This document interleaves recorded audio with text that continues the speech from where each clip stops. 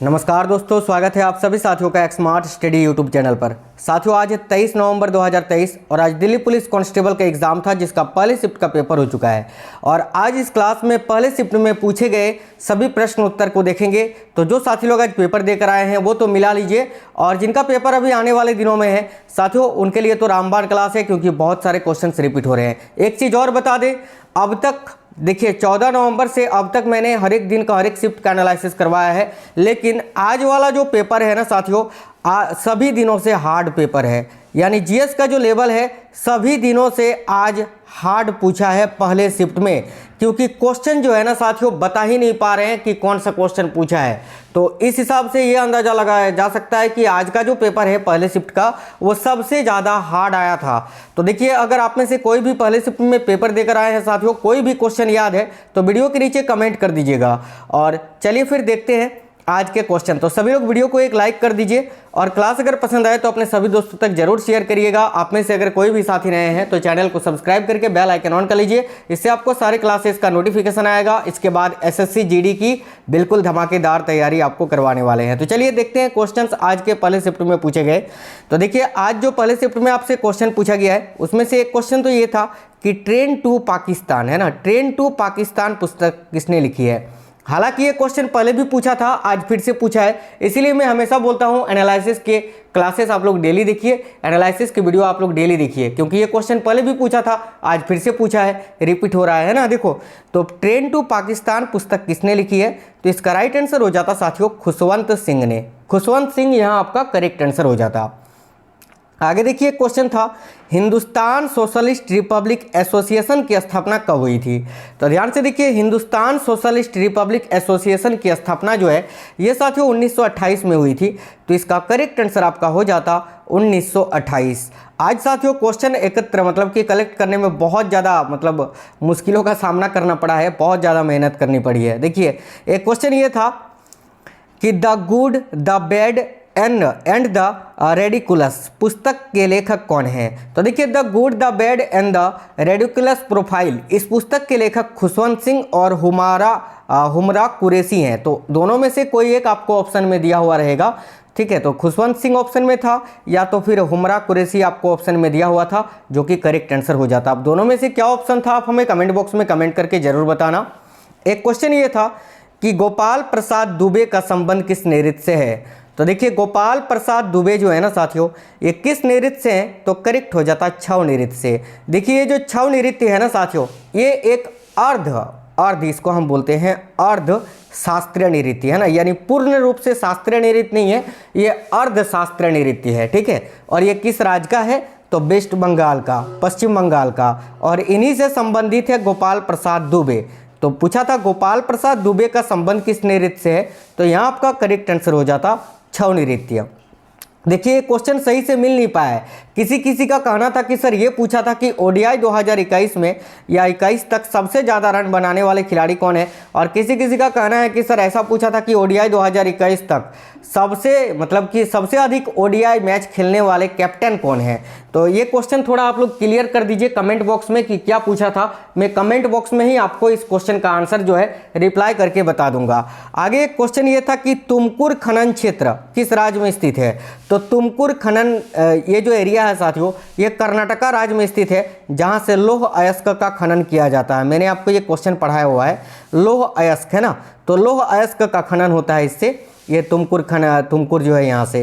तो ये कर्नाटका राज्य में स्थित है। तो आपको बताना ये था कि ये कहाँ पर स्थित है, किस राज्य में स्थित है, तो इसका करेक्ट आंसर आपका कर्नाटक हो जाता। देखिए, क्वेश्चन था कि तंजावुर मंदिर का निर्माण किसने कराया था, या फिर किसी किसी का कहना है कि सर ये पूछा था कि तंजावुर मंदिर में किस पत्थर का प्रयोग हुआ था। तो देखिए, तंजावुर में जो बृहदेश्वर मंदिर है जिसको राजराजेश्वर मंदिर के नाम से भी जाना जाता है, तो साथियों ये जो है ना चोल सम्राट राजराज प्रथम ने इसका निर्माण कराया था। तो अगर निर्माण किसने कराया था ये पूछा था तो चोल सम्राट राजराज प्रथम हो जाता। और अगर ये पूछा था कि तंजावुर का जो मंदिर है बृहदेश्वर मंदिर उसमें कौन से पत्थर का उपयोग किया गया था, तो फिर आपका करेक्ट आंसर हो जाता ग्रेनाइट पत्थर का, ठीक है। इसको बनाने में बहुत ज़्यादा मतलब मुश्किलों का सामना करना पड़ा था। ये जो मंदिर है इसमें हाथियों से खींचकर पत्थर लाया जाता था हर दिन, 500 1000 हाथियों से, है ना। और इसमें ग्रेनाइट पत्थर का प्रयोग किया गया है। तो अगर पत्थर पूछा था तो ग्रेनाइट ऑप्शन में था, तो ग्रेनाइट आपका यहाँ करेक्ट आंसर हो जाता। आगे देखिए क्वेश्चन ये था कि गिरफ्तार किए गए आरोपी को कितने घंटों के भीतर न्यायालय में पेश किया जाता है। तो देखिए कोई भी व्यक्ति जो है जिसको गिरफ्तार किया जाता है साथियों, ठीक है, उसको लॉकअप में मतलब कि ये जो थाना होता है ना जहाँ पर लॉकअप होता है वहाँ पर 24 घंटे से ज़्यादा उसको नहीं रखा जाता है। तो 24 घंटे के भीतर जो है उसको न्यायालय में पेश करना होता है। तो इसका करेक्ट आंसर आपका हो जाता 24 घंटा। देखिए क्वेश्चन ये था कि भारतीय संविधान में अनुच्छेद 20 का संबंध किससे है।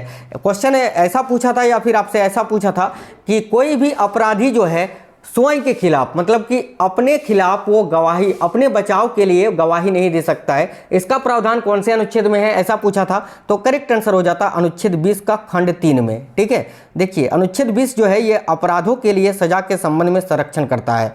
एक क्वेश्चन था कि नूरजहां की उपाधि किसे दी गई थी। तो देखिए जहांगीर ने जो है ना मेहरुनिस्सा को नूरजहां की उपाधि दी थी साथियों।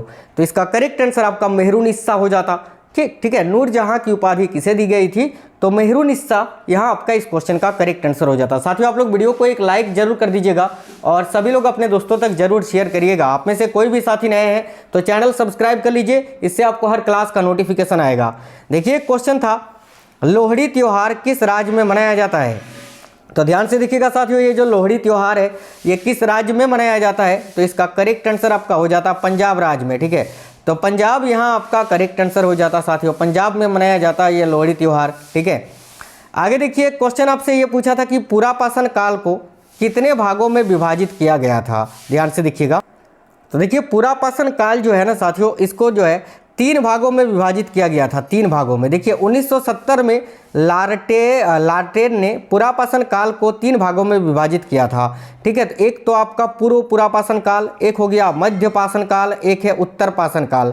यानी आपसे पूछा था कितने वर्गों में या कितने भागों में विभाजित था, तो 3 भाग ऑप्शन में था, तो वो करेक्ट आंसर आपका हो जाता। आगे देखिए क्वेश्चन था कि इनमें से कौन सा एक तबला वादक नहीं है। अब साथियों ये क्वेश्चन जो है बिना ऑप्शन का बन ही नहीं सकता है, तो इस क्वेश्चन का मुझे ऑप्शन नहीं मिल पाया था। क्या क्या ऑप्शन था आप लोग कमेंट बॉक्स में कमेंट जरूर कर देना। ठीक है, कि इनमें से कौन सा एक तबला वादक नहीं है, तो ये क्वेश्चन आपका ऑप्शन पे बनता। 3 कोई तबला वादक दिया हुआ था और एक कोई दूसरा कोई वादक का नाम दिया हुआ था, वो आपका राइट आंसर हो जाता। एक क्वेश्चन देखिए जो मैंने आपको बताया कि कोई व्यक्ति अपराध करके स्वयं अपने खिलाफ गवाही नहीं दे सकता है, यह किस अनुच्छेद में है। तो अनुच्छेद 20 का खंड 3 में इसका प्रावधान किया गया है साथियों। ठीक है, एक क्वेश्चन था यूपी बिहार में सबसे अधिक प्रदूषण किसके कारण फैलता है। इस क्वेश्चन का भी मुझे ऑप्शन नहीं मिल पाया था, तो ऑप्शन के अकॉर्डिंग ही इसका आंसर होता। अगर वाहन से होने वाला प्रदूषण ऑप्शन में दिया हुआ था कि वाहन से होने वाला प्रदूषण, तो वही आपका करेक्ट आंसर हो जाता साथियों। ठीक है, तो इसका भी मुझे ऑप्शन नहीं मिल पाया था।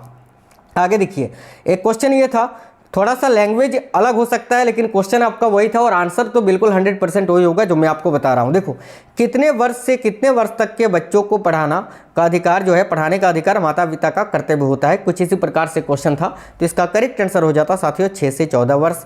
देखिए इसका प्रावधान साथियों अगर देखें तो संविधान के अनुच्छेद 21 का ए में किया गया है। ठीक है, जो कि 86वें संविधान संशोधन अधिनियम के द्वारा जोड़ा गया था, जिसमें सर्व शिक्षा अभियान यानी शिक्षा को जो है ना 6 से 14 वर्ष तक के जो बच्चे हैं उनके लिए शिक्षा के अधिकार को मूल अधिकार बनाया गया था। मैंने आपको ये पढ़ाया है, ये क्वेश्चन पूछ भी चुका है दिल्ली पुलिस में पहले। आगे देखिए क्वेश्चन था कि खेलो इंडिया यूथ गेम्स 2023 का आयोजन कहाँ हुआ था। तो साथियों खेलो इंडिया यूथ गेम्स 2023 का आयोजन तो आपका मध्य प्रदेश में हुआ था, तो ये क्वेश्चन का करेक्ट आंसर आपका हो जाता मध्य प्रदेश। एक क्वेश्चन था साथियों मुगलों का मातृत्व किस वंश का था। ये लैंग्वेज सही से नहीं मिल पाया है लेकिन क्वेश्चन आपका यही था, इसी प्रकार से था कि मुगलों का मातृत्व शतात्मक या मातृत्व ये किस वंश का था। तो देखिए यहाँ आपका अगर चंगेज खान ऑप्शन में दिया हुआ था तो करेक्ट आंसर हो जाता। देखिए माताओं के हिसाब से मुगलों का जो वंश था वो चंगेज खान था, और अगर चंगेज खान अगर आपके ऑप्शन में नहीं था तो तैमूरी शासक या तैमूरी वंशज आपको ऑप्शन में दिया हुआ होगा, तो तैमूर या तैमूरी वंशज ऐसा करके कुछ ऑप्शन था, तो वो आपका करेक्ट आंसर हो जाता। आगे देखिए क्वेश्चन था कि भारतीय अर्थव्यवस्था में आरबीआई की भागीदारी है या नहीं, तो इसका हाँ हो जाता क्योंकि आरबीआई की भागीदारी तो होती है। एक क्वेश्चन ये था कि गांधी जी का सत्याग्रह आंदोलन जो है, ये जो सत्याग्रह शब्द है ठीक है। तो इसका नामकरण किसने किया था, यानी ये जो सत्याग्रह शब्द है इसका नामकरण किसने किया था, ऐसा ही बच्चे ने बताया। तो देखिए ये जो सत्याग्रह का नामकरण है तो ये आंदोलन से हटाकर इसको सत्याग्रह नाम देने को सुझाव जो है गांधी जी को किसने दिया था, तो मगन लाल ने। तो ऑप्शन में अगर आपको मगन लाल दिया हुआ था तो ये इसका आंसर 100% मगन लाल हो जाता है यहाँ पर, ठीक है। देखिए जैसे कि मैंने अभी आपको बताया, ये क्वेश्चन देखिए, वर्ष 2021 तक भारत में कुल कितने जिलों की संख्या, मतलब कि वर्ष 2021 तक भारत में कुल जिलों की संख्या कितनी है। तो देखिए 2021 तक अगर आपसे पूछा था तो 2021 तक भारत में कुल जिलों की संख्या थी 718, और अभी जो है ना साथियों वर्तमान में ये बढ़कर हो गया है 797।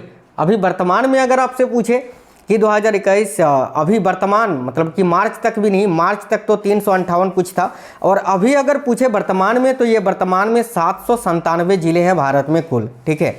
और साथियों देखिए यहाँ पर अगर कंप्यूटर की बात करें तो कंप्यूटर में भी वही लेवल है, शॉर्टकट की आपसे ज़्यादा पूछा जा रहा है, कट कॉपी पेस्ट से सेव करने का ये सब है ना, और MS एक्सेल और वर्ड 365 से ज़्यादातर क्वेश्चंस आपको देखने को मिल रहे हैं। और मैथ और रीजनिंग में कोई भी बदलाव नहीं है, मैथ और रीजनिंग 40 क्वेश्चन में से आप 35 का स्कोर तो इजीली कर सकते हैं, यहाँ पर कोई भी चेंजेस नहीं दिख रहा है, यानी सबसे इजी जो है ना, सबसे हलवा आपको जो है मैथ और रीजनिंग पूछा जा रहा है। तो आई होप आप लोग जो है मैथ और रीजनिंग आसानी से कर लेंगे, क्योंकि बेसिक ही पूछा जा रहा है, उतना टफ नहीं है। ऐसा नहीं है कि आप लोग कर नहीं सकते हैं, आसानी से मैथ और रीजनिंग के क्वेश्चन आप लोग सॉल्व कर सकते हैं। देखिए आज साथियों बहुत ही ज़्यादा हार्ड पूछा है। पहले शिफ्ट की अगर बात करें और GS का अगर लेवल देखें तो सबसे ज़्यादा हार्ड मुझे यही शिफ्ट लगा है अभी तक, ठीक है। अगर आप में से किसी को भी कोई भी क्वेश्चन याद है तो कमेंट कर देना। आज वैसे भी बहुत ही कम क्वेश्चन मिल पाया था क्योंकि बता ही नहीं पा रहे थे बच्चे, तो कमेंट बॉक्स में बताना अगर कोई भी क्वेश्चन याद है तो, और आपका पेपर कब है ये भी आप हमें बता देना। वीडियो को एक लाइक और अपने सभी दोस्तों तक जरूर शेयर करना। डेली रात में तीनों शिफ्टों का 1, 2 और 3 तीनों शिफ्टों का एक ही वीडियो में आपको करवा देते हैं क्वेश्चन आंसर, तो उस क्लास को आप लोग जरूर से जरूर देख कर जाना। मिलते हैं आपसे नेक्स्ट वीडियो में, तब तक बिल्कुल स्वस्थ रहें। जय हिंद सभी को, वंदे मातरम साथी।